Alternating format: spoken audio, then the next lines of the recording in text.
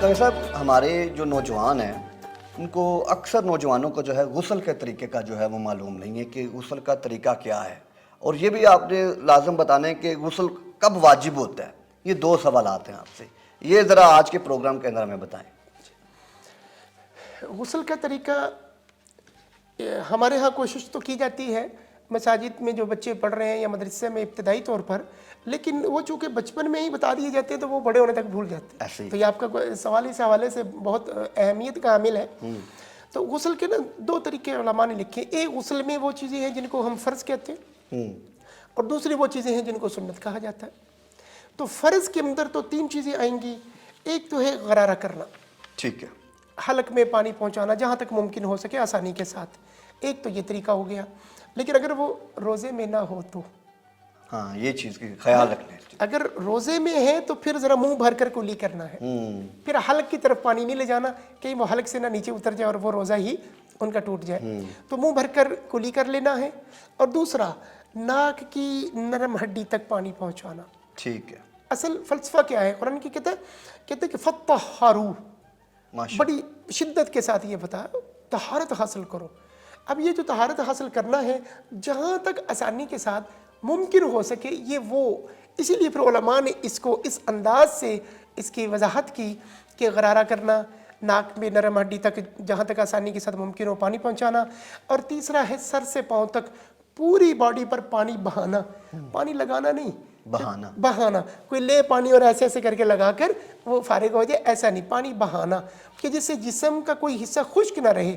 अब इसमें वो चीज़ें शामिल नहीं है कि साबुन, तेल, तौलिया वगैरह, ये फ़राइज़ में शामिल नहीं है, लेकिन ये ज़्यादा पाकीज़गी और तहारत के लिए तो ये चीज़ें शामिल हो सकती पड़ जाती हैं। ठीक है जी हाँ। तो ये तरीका, सुन्नत तरीके में ये है कि आदमी जाए और पहले इस्तिंजा करे और फिर वज़ू करे, नमाज की तरह का वज़ू करे पूरा, और फिर अपने दाईं तरफ में पानी डाले, फिर बाईं तरफ में पानी डाले। ये सुन्नत तरीका है। अच्छा, इसी के साथ मिलते हुए एक सवाल हजरात का ये भी होता है ज़रूर कि जनाब अगर वॉशरूम में है, गुस्ल खाने में है, तो क्या वहाँ वज़ू हो जाता है? हाँ, ये भी बड़ा अच्छा सवाल है। वहाँ वज़ू हो जाता है? तो जनाब जब गुस्ल हो जाता है तो वज़ू तो छोटी चीज़ है। हाय हाय हाय, बड़ी खूबसूरत, छोटी चीज़ है, छोटी है वज़ू तो छोटी चीज़ है। गुस्ल जब इतनी बड़ी पाकी और तहारत हो जाती है तो वज़ू को तो कोई मसला नहीं है। लेकिन इसके साथ एक जुड़ा हुआ सवाल ये भी है कि वो जगह कि जहाँ पर नीचे पानी जमा हो जाता हो, जैसे कच्ची जगह है, गांव की कोई हो सकता है, शहर में भी कोई ऐसी जगह कि जहाँ आदमी नहा रहा है लेकिन पानी यहाँ पे जमा और उसके पाँव पर वो छींटे पड़ रहे, उसके लिए फिर ये फुक़हा कहते हैं कि जब वो बाहर निकले तो कपड़े पहनकर जब वो बाहर आ जाता है गुस्ल खाने से, तो फिर सिर्फ पाँव धुलेगा तो उसका ये गुस्ल वज़ू दोनों मुकम्मल हो जाएंगे। बहुत शुक्रिया। अब रह गया ये सवाल आपका कि गुस्ल कब वाजिब होता है।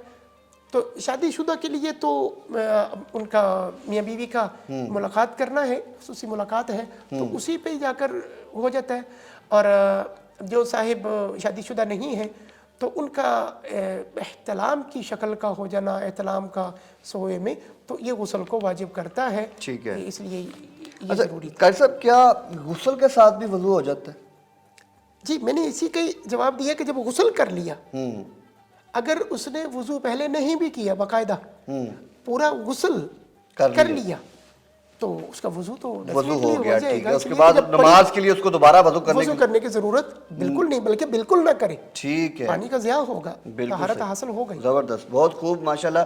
कारी इशफाक साहब ने गुस्ल के तरीक़ों के बारे में आपको बता दिया। सामने मोहतरम, ये वो शरीफ सवाल है जो कि आजकल के नौजवानों को समझना बहुत इंतहाई जो है वो ज़रूरी है।